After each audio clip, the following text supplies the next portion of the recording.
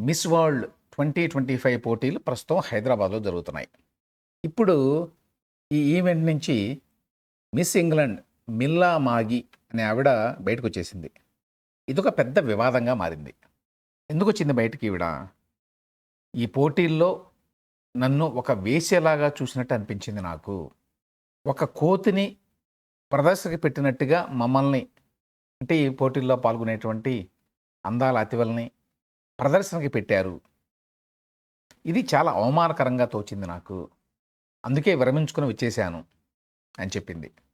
మిల్లా మాగి miss England. ఈ పోటీల్లో పాల్గొంటున్న తొలి ప్లస్ సైజ్ మహిళ. ప్లస్ సైజ్ అంటే కొంచెం లావుగా, బొద్దుగా ఉండేవాళ్ళు. సాధారణంగా ఈ అందాల పోటీల్లో పాల్గొనాలి అంటే చాలా సన్నగా ఉండాలి. కానీ దీని మీద అంటే ఈ బ్యూటీ స్టాండర్డ్స్ మీద ఇటీవల కాలంలో చాలా విమర్శలొచ్చినాయి. సన్నగానే ఉండాలా? లావుగా ఎందుకు ఉండకూడదు? బొద్దుగా ఎందుకు ఉండకూడదు? ఇట్లాంటివన్నీ. సో, ఈ నేపథ్యంలో కొంచెం బొద్దుగా ఉన్నా కూడా మిల్లా మాగీని మిస్ ఇంగ్లాండ్‌గా ఎంపిక చేశారు. మిస్ ఇంగ్లాండ్ కాబట్టి న్యాచురల్‌గా ఆ దేశం తరఫున మిస్ వరల్డ్ పోటీలకి ఆవిడ రిప్రజెంట్ చేస్తుంది. సో, ఇప్పుడు ఈమె హైదరాబాద్‌లో జరుగుతున్న మిస్ వరల్డ్ పోటీలకొచ్చింది. కొన్ని రోజులయిన తర్వాత కొన్ని నైతిక ప్రశ్నలు లేవనెత్తి ఈ పోటీలు కాలం చెల్లినవి. ఇందులో పార్టిసిపేట్ చేయటం నన్ను నేను దిగజార్చుకోవడమే అని అంటోంది.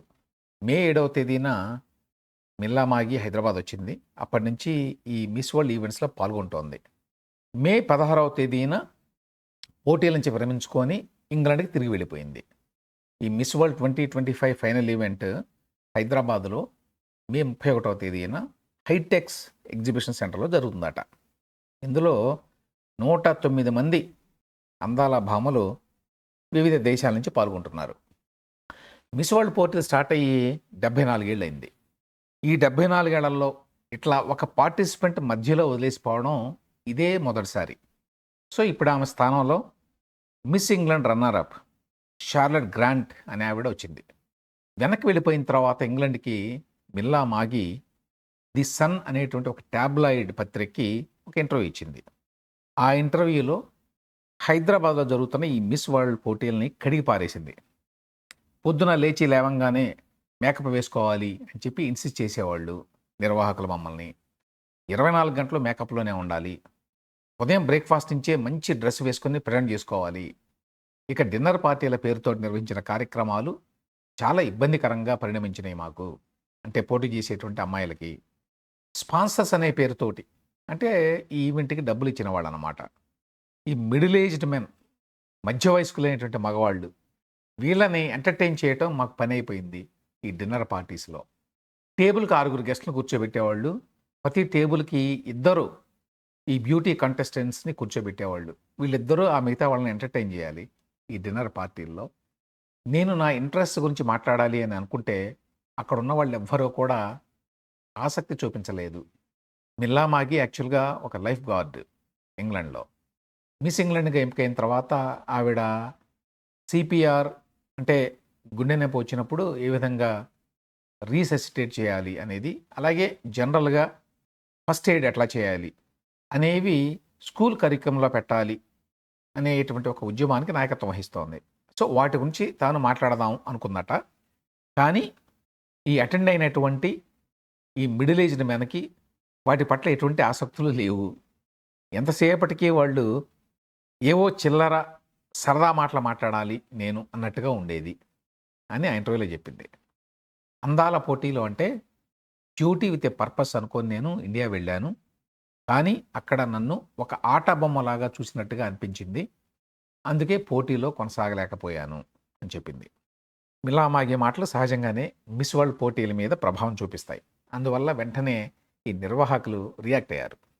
మిల్లా చెప్పేవన్నీ అబద్ధాలు. హైదరాబాద్‌లో ఉన్నంత కాలము ఆమె చాలా ఎంజాయ్ చేసిందని చెప్పి కొన్ని వీడియోలను రిలీజ్ చేశారు. మాకేమో ఇంటి దగ్గర అంటే ఇంగ్లాండ్‌లో ఏదో అత్యవసర పరిస్థితి ఉంది, ఎమర్జెన్సీ వచ్చింది అని చెప్పి వెళ్ళిపోయింది. ఇప్పుడేమో ఇట్లా మాట మార్చింది అని చెప్పి వాళ్ళు ఒక ప్రెస్ రిలీజ్ కూడా ఇచ్చారు.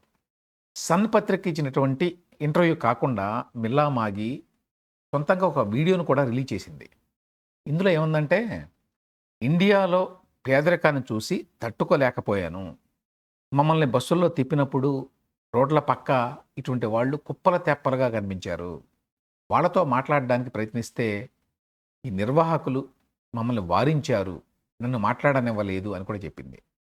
Being out in India, I'd never experienced going to somewhere that like that before. Obviously, there's a very dramatic class system out there, and I hadn't witnessed, firsthand that sort of poverty before.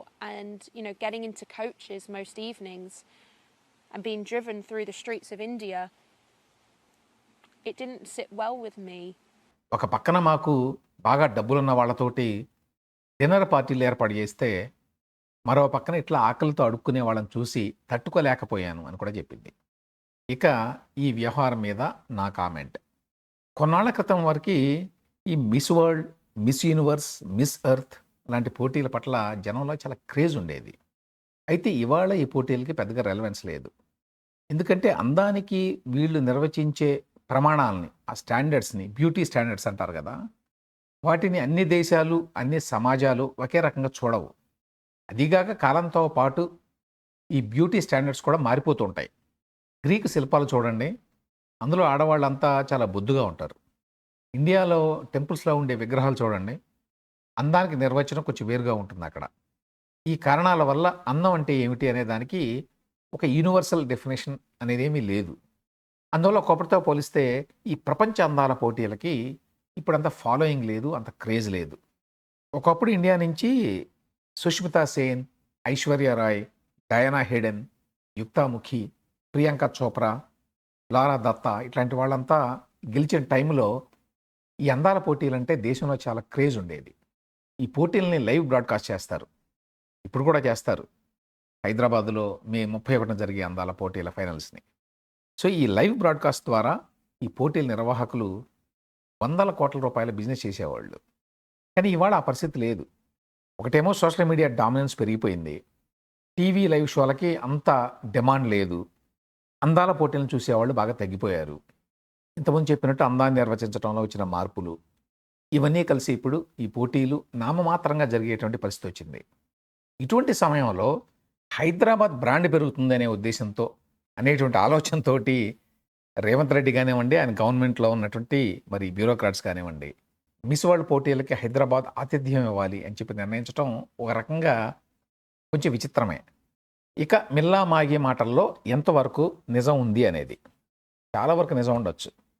అయితే అందాల పోటీల్లో వ్యవహారం ఇట్లాగే ఉంటుంది అని తెలియని అమాయకురాలు కాదామె. అందాల పోటీల్లో అందానికి, ప్రదర్శనకే ఎక్కువ ప్రాధాన్యం ఉంటుంది అని తెలియకుండా ఆమె ఇందులో పార్టిసిపేట్ చేయడానికి వచ్చింది అని చెప్పి అనుకోవడం చాలా కష్టం. సమాజంలో మార్పులు తీసుకురావడానికి, మంచిని పెంచడానికి, మనుషుల ఆలోచన తీరుని ఉదాత్తంగా మలచడానికి అందాల పోటీల్లో పాల్గొన్నాము అని ఎవరు చెప్పినా కూడా అది హిపోక్రసీ. లావుగా బొద్దుగా ఉన్నా కూడా అందాల భామగా ఎంపిక చేయాలి అని పాశ్చాత్య దేశాల్లో కొంతకాలంగా ఒక ఉద్యమం నడుస్తోంది. అందులో భాగంగా మిల్లా మాగి మిస్ ఇంగ్లాండ్గా ఎంపికైంది. అందువల్ల హైదరాబాద్లో జరిగేటువంటి ఈ మిస్ వరల్డ్ పోటీల్లో ఆమెకి అవకాశాలు తక్కువే అని చెప్పాలి. ఆ కారణం చేత బహుశా ఆమెకి సడన్గా మిస్ వరల్డ్ పోటీలు ఎంత కాలం చెల్లిన కార్యక్రమమో, ఎంత అవుట్డేటెడో అర్థమై ఉంటుంది. అసలు అందాల పోటీల్లో పాల్గొనడం ద్వారా ప్రపంచంలో మార్పులు తీసుకొస్తాం అని ఎవరైనా నమ్మితే అంతకంటే అమాయకత్వం ఇంకోటి ఉండబోదు. బ్యూటీ విత్ ఏ పర్పస్, ప్రయోజనంతో కూడిన అందం, సంకల్పంతో కూడిన సౌందర్యం అనే నినాదంగా బాగుంటుంది, కానీ అది వాస్తవం కాదు.